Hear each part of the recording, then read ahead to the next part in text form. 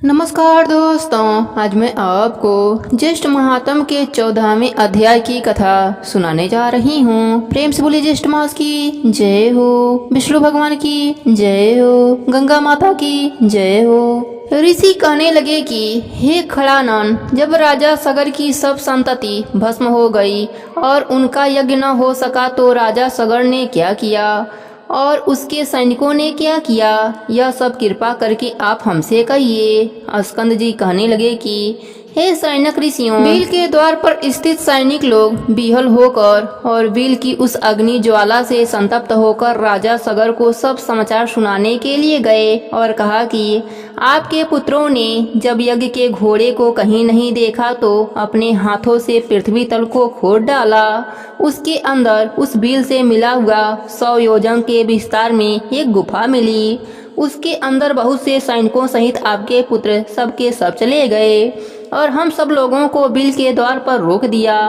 कितने ही दिनों तक जब वह बाहर नहीं आए और हमको बिल के द्वार पर खड़े रहने के कारण कुछ पता नहीं लगा कि वे अंदर क्या कर रहे हैं। इतने में ही पताल के समान वह बिल अग्नि से पूर्ण हो गया और हम लोग अग्नि ज्वाला से व्याप्त हो गए। फिर हम लोग वापस आकर समाचार आपसे निवेदन किया, हे राजन, उनकी क्या गति हुई। मुग्ध हो जाने के कारण हम कुछ न जान सके। उन सैनिकों के ऐसे वचन सुनकर पर्वत पर वज्र प्रहार के समान राजा सगर पृथ्वी पर गिर पड़े और मूर्छा खाकर मृतवत से रहने लगे। यह देखकर उनके आत्मज और सभी ऋषि लोग हाहाकार करने लगे। इसके पश्चात राजा सगर को उठाकर उनके मुख कमल पर जल सिंचन करने लगे। राजा को मूर्छा से जागृत देखकर ऋषि लोग कहने लगे कि हे नृप साधुत, हे समस्त प्राणियों के रक्षक, शोक मत करो, क्योंकि पुरुष वीरशाली होते हैं। आप और हम सब उस बिल के द्वार पर चलेंगे और वे सब उस बिल के अंदर वाले जीव का बल और पराक्रम देखने के लिए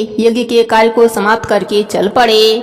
मार्ग में सैनिकों ने देवताओं से भी दुष्कर कर्म जो सगर पुत्रों ने किए थे राजा को दिखाए। बिल प्रत्न पृथ्वी का समस्त तल भाग खुदा हुआ देखकर ऋषि लोग कहने लगे कि हे उपस्थित वृंद, आप लोग सुनिए। हम सब राजा सगर के भाव को समझकर करते हैं कि यह बड़ा भारी जो गढ़ा नजर आ रहा है वह समुद्र हो जाएगा। इस प्रकार विवाद करते हुए वह सब बीवर के समीप चले गए और उसके समीप सब सेना को खड़ा करके धर्मात्मा राजा सगर ऋषियों के साथ संशय हो परम अद्भुत भूगृह के अंदर गए। वह भूगृह इंद्रलोक के समान रत्नों से प्रदीप्त, प्राणियों से संचार से रहित और सुंदर था, परंतु भस्म से पूर्ण था। राजा व ऋषि लोग देखकर क्रम से उस तेज पुंज के पार चले गए। जलती हुई अग्नि के समान तेज से व्याप्त उनको देखकर, जो कि प्रज्वलमान परमात्मा ध्यान मग्न और योग गम्य हैं, सब ऋषि आदियों ने कुछ देर बाद उनको कपिल मुनि जानकर नमस्कार किया, उनकी स्तुति करने लगे। वे कहने लगे कि हे देव, आप नित्य हैं, हे परमानंद, आपकी जय हो।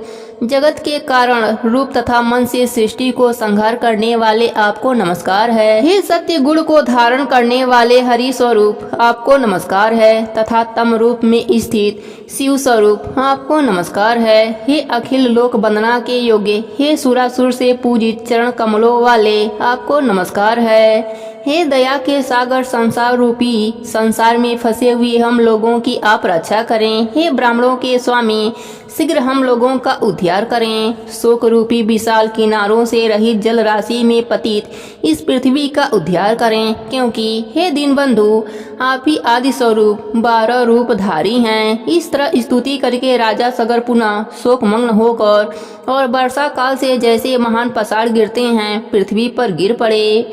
नेत्र खोलकर अपने सामने निश्चित रूप से पतित राजा सगर तथा उन ऋषियों को देखकर कपिल मुनि यह वचन बोले। प्रेम से बोले ज्येष्ठ मास की जय हो, विष्णु भगवान की जय हो।